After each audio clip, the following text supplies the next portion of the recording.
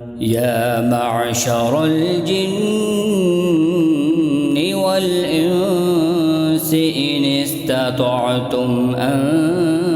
تنفذوا من أقطار السماوات والأرض فانفذوا لا تنفذون إلا بسلطان فبأي آلاء ربكما تكذبان يرسل عليكما شواظ من نار ونحاس فلا تنتصران فبأي آلاء ربكما تكذبان